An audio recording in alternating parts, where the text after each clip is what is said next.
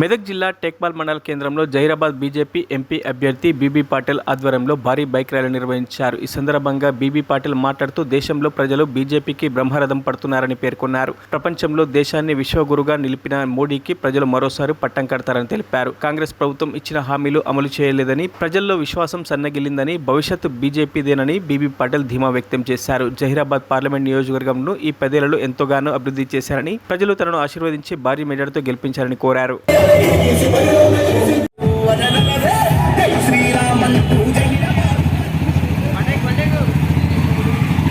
కేంద్రంలో BJP government వచ్చిన తర్వాత మన పెండింగ్ సబ్జెక్టులు ఎన్ని ఉన్నాయి, పెండింగ్ వర్క్స్లోనే ఒకటి చేసుకునే ఛాన్సెస్ ఉంటాయి.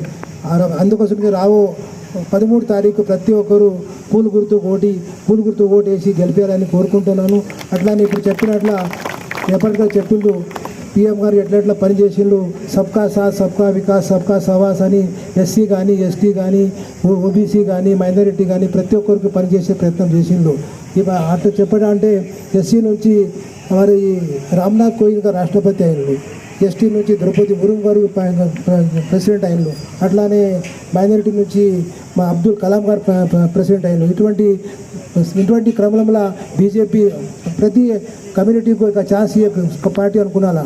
అట్లనే రావు మేనిఫెస్టోలో ఫ్రీ రేషన్ 5 years ఇచ్చారు రాసిండు. అట్లానే ఫ్రీ హెల్త్ కేర్ సెంటర్ కూడా ఉంది ప్రతి ఒక్కరికి ఫ్రీ ఎలక్ట్రిసిటీ బిల్ కూడా ఉన్నది. అట్లానే 3 కోట్ల రూపాయలు 3 కోట్లు అమ్మాయికి లక్పత్ చేసే ప్రోగ్రాం కూడా వాళ్ళ దగ్గర ఉంది. అట్లానే నారీ శక్తి చెప్పినట్లు జయపారెడ్డికి 33% మహిళా రిజర్వేషన్ ఉన్నాయి. ఇటువంటి పని కావాలంటే ఇంకొక పని పీఎం కావాలి. 3rd time ఫిర్ ఏక్ బార్ మోదీ సర్కార్ అంటున్నాం. అట్లానే మోదీ సర్కార్ అయితే అన్ని పనులు అవుతాయి. అందుకోసం ప్రతి ఒక్కరు కోరేది ఒకటే, రావు 13 తారీఖు ప్రతి ఒక్కరు పూలు